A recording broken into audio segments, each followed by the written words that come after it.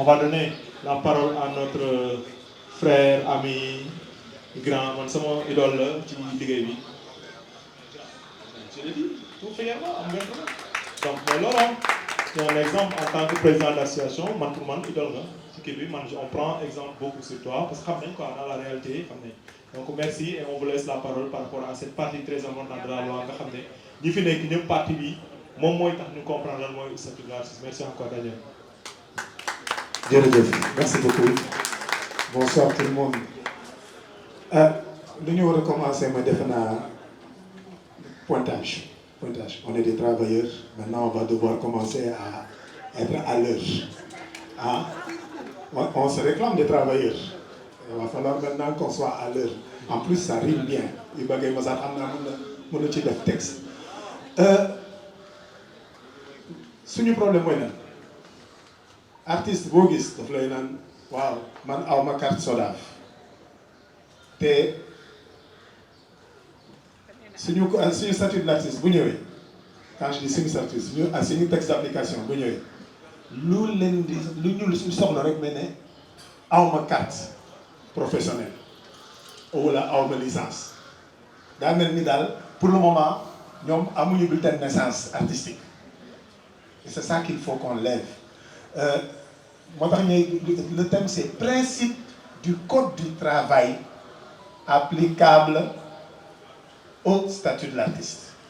C'est-à-dire que loi bi dafa jóg ne ok les artistes ont beaucoup souffert, les artistes ont beaucoup réclamé, mais lii aujourd'hui la loi en parlant de la loi, d'autres l'ont fait, il faut savoir que c'est une loi comme la loi sur le droit d'auteur qui a été fait en consensus entre les autorités et les acteurs, qui est représenté par des organisations professionnelles. Mais problème bu ñu am ak artistes yi, c'est-à-dire que tey boo jëlee benn artiste ne ko statut de l'artiste am na de léegi am nga statut mais moom mënul wax mënul toog di le firnde lu artiste le mot statut de l'artiste mu dul c'est ça lan la koy indi. C'est ça un peu qu'on va faire ci présentation bi c'est déjà ñu bëri xamuñu woon que la loi était votée mais on va y arriver. Qu'est-ce qu'un travailleur? Li war nañ ko xam parce que on embête beaucoup le ministère de la culture mais dina am moment foo xam ne comme 1er mai c'est fête du travail, c'est pas fête de la culture. Donc il va falloir penser que aussi on a un ministère de tutelle qui s'appelle ministère du travail. Ça aussi, il va falloir connaître le code du travail.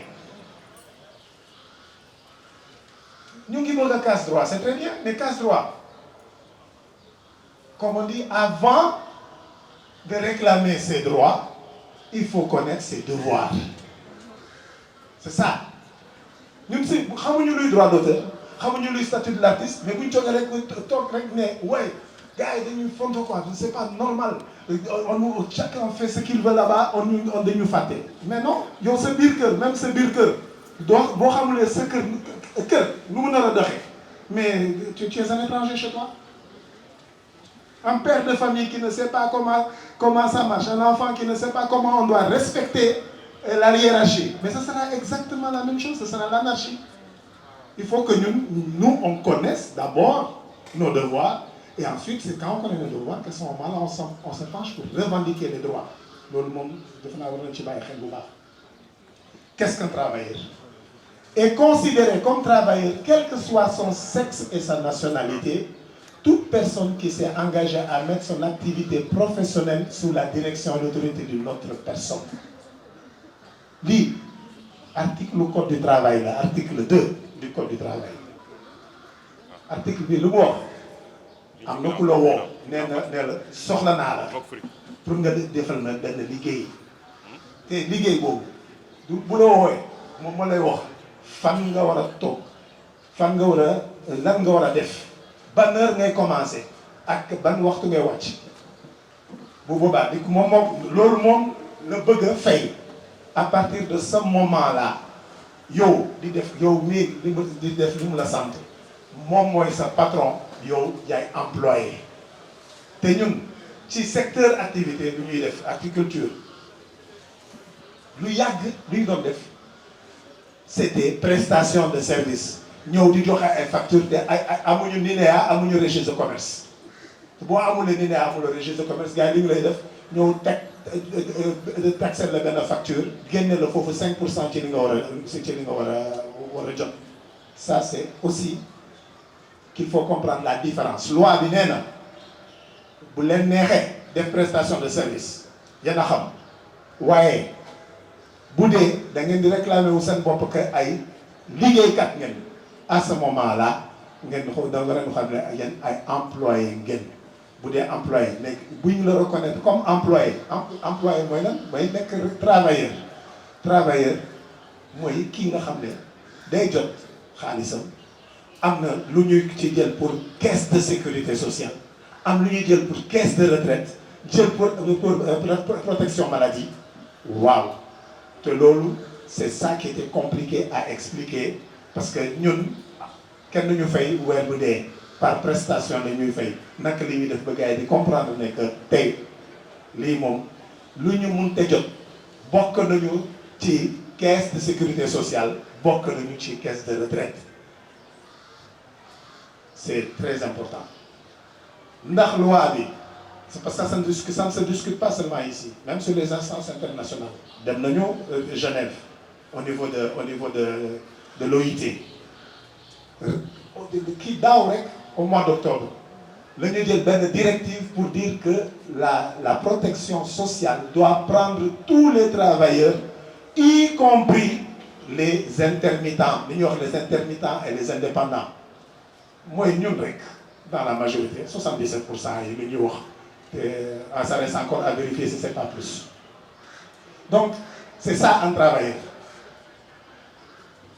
léegi la loi elle a été votée elle a dit que le 30 décembre 2020 la loi bi ne ça y est vous avez lu ñuy wax présomption de salariat c'est-à-dire que même bu dee gars yi jotaguloo salaire comme ñeneen ñi à la fin du mois parce que fii Sénégal bu ñuy waxee salaire fin du mois rek la ñuy xalaat alors que code du travail nee na boo ñëwee liggéey 2 heures de temps nga pare lii ngay jot loolu mooy sa salaire. Faut pas confondre le salaire et le bulletin de salaire c'est foofu am na différence nañ ci ñëw tuuti. Mais bu ñu xoolee bu baax les autorités ont fait ce qu'elles devaient faire en 2020 décembre 14 janvier 15 jours plus tard la loi a été promulguée par le chef de l'État 3 mois et 3 mois après en moins de 3 mois le publié c'est le mois de mars on a eu ça a été mis au journal officiel kan moo ko xamoon koy laaj jusqu'en 2022 ñu ngi doon dégg waaw gars yi nañu appliquer loi bi kii nañu voter loi bi nañu ko voter c'est-à-dire que on n'était même pas au courant dégg nañu ko ci ñu bëri ci ñun suñu biir après on est tout le temps en train de rectifier moo tax li tafa def nii c'est extrêmement important il faut que les gens apprennent même si on peut pas aimer tout le monde on peut pas s'aimer tout le monde mais on doit aimer notre secteur parce que c'est ça qui nous fait vivre c'est ça qui nous fait vivre c'est notre secteur. Donc, ce qui est personnel est personnel, mais ce qui est du secteur, parce que ça amène ce lu ñuy wax benn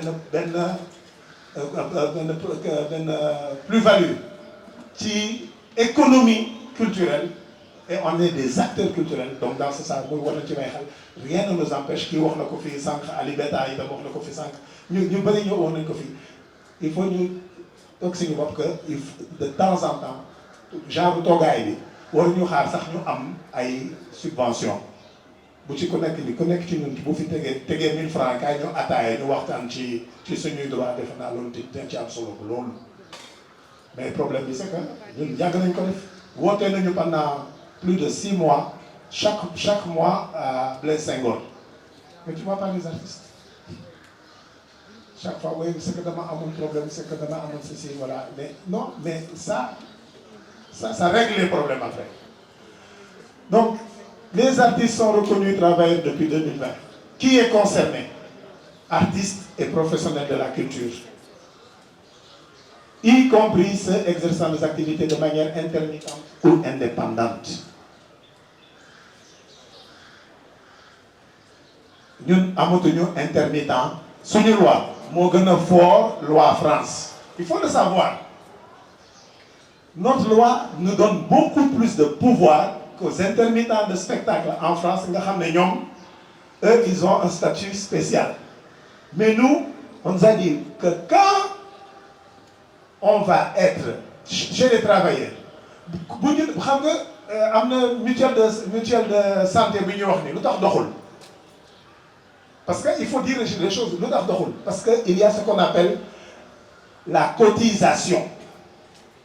Mais c'est pas seulement au Sénégal, c'est pas en Afrique de koo bàyyi liberté muy cotiser dina cotiser saa yi bu ko neexee bu ko arrangé du cotiser waaye pour protection sociale ñii di cotiser c'est tous les travailleurs. C'est-à-dire que mutuelle de santé bi tant qu'il n'y a pas su lu ñuy wax retenue à la source maanaam li nga war a fayee ko ñu génn ñu ci am na ñu ci comp tuuti ñu dugal ko ci mutuelle de santé du dox. Il faut ñu waxtaan ci c'est très clair parce que di nga am koo xam ne day ñëw cotiser tey mat at ñu woo ko ne ko ah yow sa cotisation jeex na doo cotiser ren mu ne daf fay toog rek ñu wax les gars yi dégg naa jot ngeen foofu ay 75 millions yu sundur te man lu ma ci bu ma ci noree cotiser te dara jotuma non duñu xaar ba dara jot ñu pour ñu mën a cotiser lu ñu war a xam mooy que cotisation bi c'est une solidarité mais mutuelle bi c'est que pour les acteurs culturels mutuelle bi mais la caisse de sécurité sociale du Sénégal c'est tous les travailleurs qui cotisent te bu boobaa la cotisation elle est obligatoire parce qu'elle est légale c'est la loi loolu il faut ñu xam ko c'est important ñu xam ko c'est pareil pour la retraite parce que boo bàyyee kenn ba doo cotiser retraite mais il va cotiser une fois après cotiser assurance et tout ça mais neex ko naqari ko lu mu war a jël ñu comp ci li nga xam ne moom mooy retraite am c'est-à-dire que on protège le travailleur contre lui-même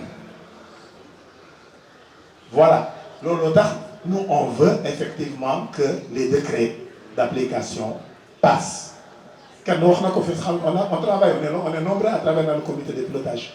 Les textes existent. La loi est votée, les textes ont été validés. Même si on ne veut pas savoir ce que c'est rek. Mais c'est juste un mémorandum pour dire nous on a bien compris qui nous sommes, on sait où on va. Léegi ngir yàlla signé leen lii wala duñu liggéey bu boobaa ñu commencé grève waaw boobaa am na ko fi wax syndicat. Syndicaliste, c'est pour les travailleurs. Et ça, on va avec le ministère du Travail. On va avec les confédérations. Mais ce n'est pas comme ça. Ce n'est pas en 2 heures que nous allons. Il faut que nous tombons, que tout le monde, et puis qu'on ne garde pas l'information. Nous avons que l'information est fournée pour que les gens comprennent que plus on est nombreux, plus on sera riche. Plus on est nombreux, plus quand on va tomber malade, on ne va pas se faire des idées. Est-ce que vous savez que la loi dit que nous, artistes, ay congé. Loi dit que pour moi, nous avons dit que moi, jigen artiste. Parce que jigen artiste, la loi dit que nous avons congé de maternité. Combien de femmes d'artistes qui sont là, qui ont eu à un moment donné souffrir parce que ordonnance ou la visite médicale, ça pose problème. Mais la loi le dit. Mais si la loi le dit, il faut que nous nous sachions pour nous réclamer. Nous sommes d'accord. Léegi nag loi bi am na lu mu wax de xam nga code du travail exigé wul contrat.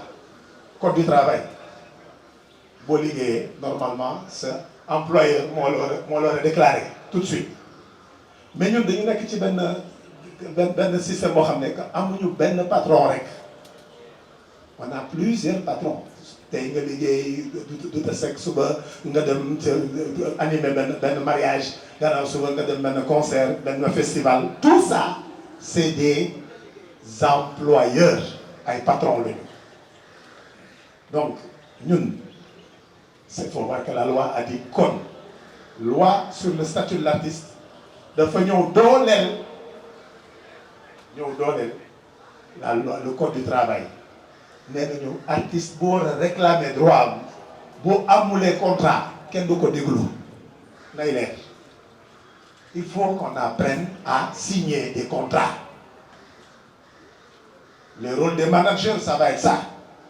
Un manager qui est avec son artiste, côté yooyu, les côtés sur le droit, les côtés sur la protection de l'artiste, la gestion de carrière. Loolu yëpp daf ko war a xam comment on fait les contrats et que moo waratul nangu benn artiste am di yëg sur scène te signé wuñu contrat.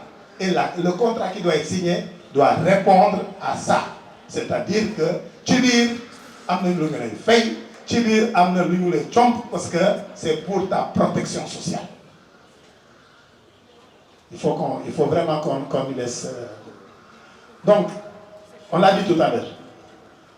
Contrat, quand il joue fii, ban heure ngay jouer, tout de suite, tout ça c'est réglé dedans. C'est un contrat. Mais boo leen amee litige, am problème, nga amoo leen contrat, c'est même pas la peine de frapper à la porte parce que loolu mu leen di njëkk a laaj. Ok. Droit et devoir. Suñu droit mooy statut de travailleur. Mais suñu devoir mooy lan? Obligation d'un contrat écrit. Premier devoir. ñu ci bëri di ma ne grand vraiment soxla naa la parce que demoon naa foofu gars bi nee na ma joué bi ma ñëwee à 24 heures de l'événement dañ ma ne dafa annulé parce que dafa amoon dëj. ma ne ko ana sa contrat. Parce que contrat bi ci biir contrat boobu war na jël disposition yooyu pour xam est-ce que ça doit être pris est-ce que ça répond aux conditions de la loi sur le statut de l'artiste. C'est important. Donc premier contrat obligation obligatoire, c'est obligatoire. Sécurité sociale mooy li ma doon wax sànq on a droit à la sécurité sociale.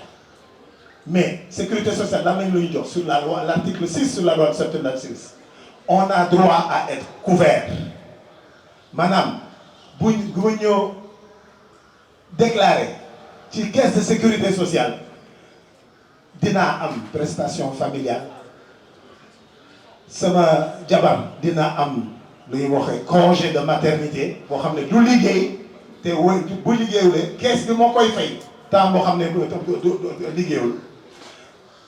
Accident de travail mooy lan mooy da ngay jóge sa kër bu dee da ngay jóge sa kër pour dem ci fi nga nar a liggéey s'il t'arrive quelque chose à ce moment-là lu mun te jot un petit accident caisse de sécurité sociale moo koy jël en compte sur place même pas 24 heures parce que yow tu as un numéro de sécurité sociale léegi waxuma nag ñi nga xam ne day neen naan seen jabar damay dem liggéey wàcc liggéey ñibbiwuñu seen kër ñu jaar ci baar bi wala xam nga feneen waaw boobu bu boobaa nag moom loolu c'est pas un accident de travail dañu waxante nag waaw il faut que ce soit très clair c'est voilà ok et les maladies professionnelles ñu bëri xamuñu suñu secteur mais on a beaucoup de maladies professionnelles. On a beaucoup de maladies professionnelles. Il y a des gens qui n'entendent plus, hein. Les batteurs. Ils ne s'en rendent même pas compte, mais l'audition est tombée. Pour donner ça comme exemple, on a connu des techniciens ici qui sont tombés, ou les baffes sont tombés sur leurs pieds. On a connu ça.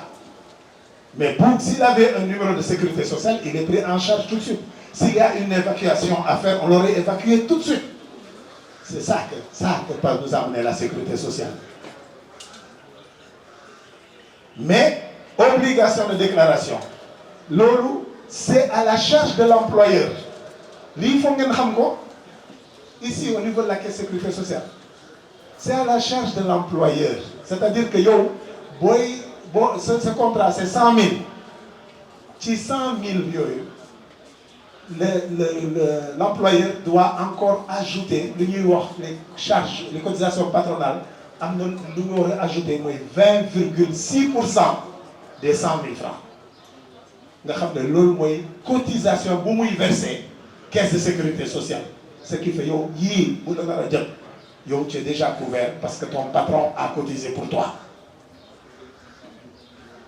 li ma leen di wax nii même il y a même des travailleurs formels qui ne le savent pas mais comme que c'est obligatoire les gens leur prennent ça à la source directe duñ ko yëg moo tax je dis on les protège contre eux-mêmes ça c'est aussi ça à savoir.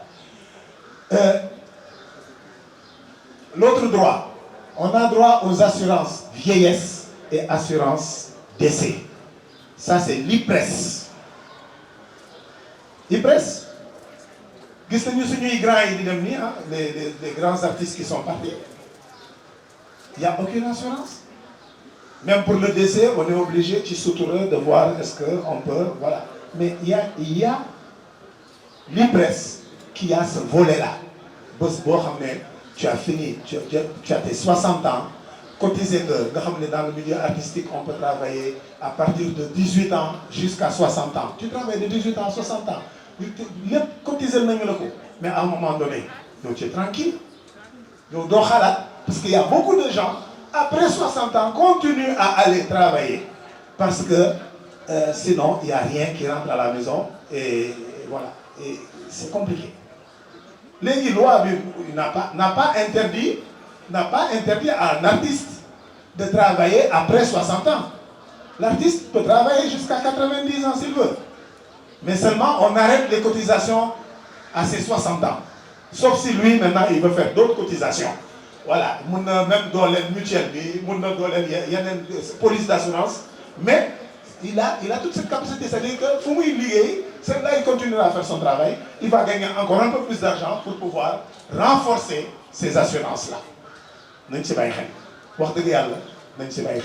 Je pense que on a fini de rester de parler de qui day déconner qui bëggu la non ñun lu ñu bëgg mooy suñu statut lu ñu bëgg mooy suñu droit bëgg suñu devoir et on est disposé à donner toutes les informations possibles. Mais on ne peut pas rester à donner les informations une à une. Beaucoup de gens sont montés sur cette fille comme des responsables d'organisation. Les responsables d'organisation doivent pouvoir en leur sein, parce que quand on me dit wow, fais soul, c'est pas grave hein, pour moi.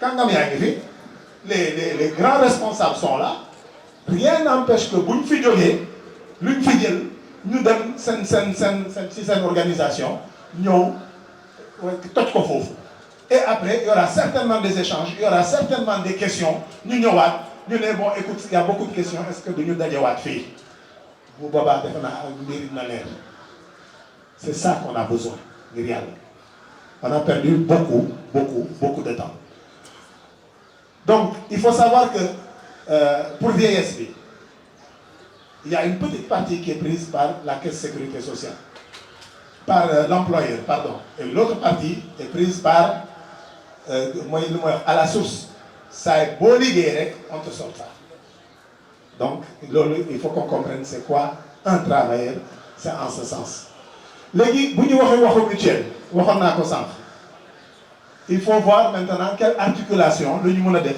avec la mutuelle avec la caisse de sécurité sociale, avec la SODAV, pour que la mutuelle puisse aussi être un renfort. Mutuelle, renfort le au-delà des caisses de sécurité sociale. Comme ça, vous avez compris. La caisse de sécurité sociale, c'est tous les travailleurs du Sénégal qui cotisent pour nous. Mais si en plus de tous les travailleurs du Sénégal qui cotisent pour nous, on a tous les artistes aussi qui cotisent à la mutuelle, mais normalement, on ne devrait plus être en danger. On ne devrait plus. Parce que la mutuelle nous donne un droit à la santé, à la couverture maladie, et c'est payé à 50-50 entre l'employeur et l'employé. Wow. Maintenant, il faut comprendre que quand on est travailleur, on paye des impôts. On paye des impôts.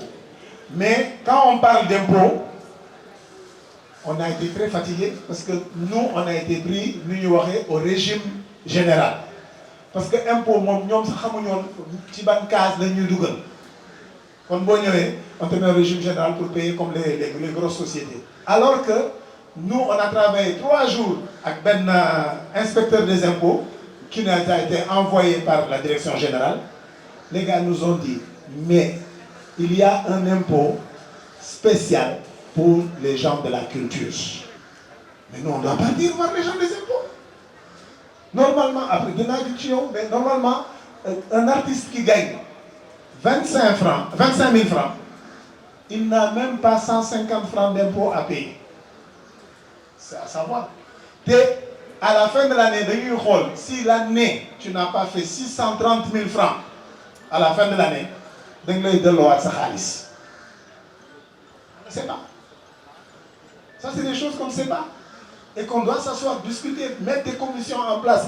Dire, voilà, il y a un comité qui va s'occuper seulement de la question des impôts. Un comité qui va s'occuper de la question de la sécurité sociale. Un comité qui va s'occuper de l'IPRES. Après, on est bien. On est bien. Mais il faut que nous bougeons.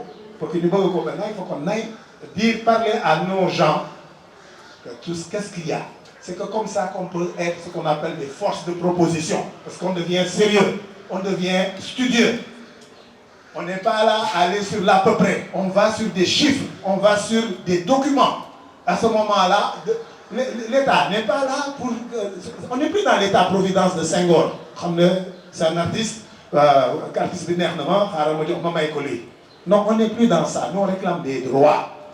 En tant que travailleur, en tant que acteur économique du pays. Mais l'État, s'il sait que tu lui rapportes des millions ou des milliards, rien qu'en matière d'impôts, que tu donnes du travail, que tu es un entrepreneur, que tout ce qu'on est en train de dire qu'il faut faire travailler les jeunes. Mais l'État, s'il sait ça, mais il n'a pas d'autre choix que de s'asseoir avec vous, dire pour c'est ça qu'on doit prendre. On doit être responsable. Dire que ouais, l'État, non, l'État c'est nous. On oublie souvent que l'État c'est nous d'abord. Donc, il faut savoir que l'impôt qu'on tire, même si c'est dans le bulletin de salaire, on le tire sur tes revenus à toi. Parce que yo y a cotisé en tant que citoyen, en tant qu'acteur économique. Voilà. Donc, les droits précèdent les devoirs. Légui, on a une simulation. D'abord, le tableau là, tous les travailleurs, comment on appelle ça, comment on appelle ça, les RH, les directeurs de ressources humaines, nous savons le tableau. Mais dans la culture, qui connaît ce tableau-là? Peut-être le ministère. Qui connaît ce tableau-là? Le tableau, ça a été mis à jour. C'est-à-dire que, chaque fois, voici les cotisations. Patron, il a fait 20,4%, 7% prestations familiales, accident de travail 1%, vieillesse décès 8,4%, maladie 4%. Part salariale, le patron, moi il fait 20,4%, l'employé, lui, il ne paye que 9,6%. Tes cotisations, c'est à lui que ça, c'est lui le grand bénéficiaire. Ça aussi, c'est important à savoir. Enfin, il y a un autre tableau ici, une simulation. Parce que nous devons calculer. Avec la caisse de sécurité sociale, il faut avoir au moins le SMIC. Si je suis la musique, c'est vrai comment on l'a dit, mais quand je dis sur le musicien, ça s'applique à tous les artistes. Donc, on s'est dit, peut-être un musicien peut travailler trois fois au moins dans le mois. Le temps du pays, parce qu'à Sali, tu avais des musiciens qui gagnaient 5 000 francs par prestation. Salibi. Et ils étaient obligés de jouer 2 à 3 prestations par jour, tous les jours, avec samedi et dimanche, pour pouvoir avoir quelque chose. Nous, le Covid, ils ont dit carrément, voilà, Covid là, nous arrangeons nous, mais ils n'ont pas dit arranger nous parce qu'ils n'ont pas de protection sociale, arranger nous parce qu'ils ne jouent plus. Mais le tout est l'eau, à mon nom, nous fait. Mais là, si le Covid nous avait trouvé dans cette situation-là, c'est la caisse de sécurité sociale qui allait avoir un gros problème. Il faut le comprendre comme ça, parce qu'on serait protégé.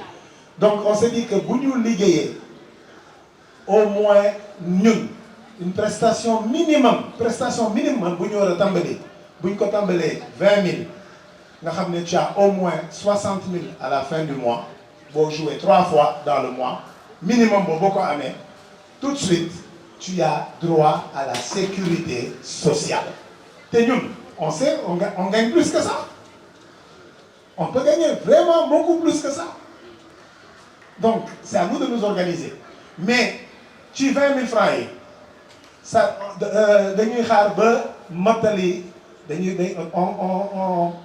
on compile ces prestations, tu weer bi ñu xool nag ñaata ngay fay ko bu dee 60 000 la yow 5 760 rek la ñuy jël ci sa 60 000 5 560 employeur bi moom yokk ci 12 240 ce qui fait au total lu ñuy versé ci yow si caisse de sécurité sociale ay kii presque ci sa protection sociale 72 240 techniciens. Ce qui fait que vous avez 54 240. C'est un tableau de simulation. Tu vas jusqu'à 50 000, c'est la même chose. Et c'est graduel parce que c'est les 20% et les 20,6% et les 9,6%. Voilà ce que je voulais vraiment que vous le sachiez. Donc le problème qu'on a, c'est guichet unique. Guichet unique. DA sax sonal naa ko ak guichet unique xam naa ni xamatu noonu lu muy def ak man c'est-à-dire que ñun comme que amuñu benn employeur caisse de sécurité sociale caisse ak IPRES ñoom benn employeur rek la ñuy waxal benn employeur donc pour ñoom il faut un seul interlocuteur donc dañu ne ñun il faut mettre en place un guichet unique ci guichet unique bi mu ngi ci loi bi la loi dit qu'il faut mettre un guichet unique enfin. Et ça, c'est de longues discussions. Mais nous, voilà. Et même le décret. Donc, il y a ça. C'est quoi le guichet unique? Moi, les gens sont représentés dans un conseil d'administration, un peu comme Solaf. Après quoi, il faut le sur c'est fini. Comme Solaf, où toutes les parties sont représentées, y compris l'État, sont représentés. Pour récupérer les cotisations de nos contrats. Notre contrat, de nos contrats. Et à la fin de chaque mois, guichet unique, moi, émettre un bulletin de salaire. Moi, émettre bulletin de salaire. Bulletin de salaire, moi, ça employeur, nous les déclarer caisse sécurité sociale, nous avons un numéro de sécurité sociale. Ben numéro. C'est ça que nous on propose. C'est encore, mais au moins la loi l'a consacré. Il faut nous savoir. Mais beaucoup de lois sont consacrées. Il y a le guichet unique. C'est-à-dire que mais la majeure partie des artistes sont en train de crier derrière. Oui, on ne sait pas, alors qu'ils n'arrivent même pas à la SODAV. Et donc, c'est ce qui les arrive aussi avec le guichet unique. Ils ne vont pas arriver là. Ils vont dire, ouais, man, jouer dans Fofu, mais on m'a dit guichet unique, alors que tu ne regardes pas si ton contrat est passé, tu ne regardes pas si ton employeur a payé, a versé les cotisations. Ça fait partie de nos devoirs. C'est nos devoirs. Franchement. Voilà. Donc, je vous remercie. C'est l'essentiel qu'il y avait à dire sur la protection sociale. Merci beaucoup.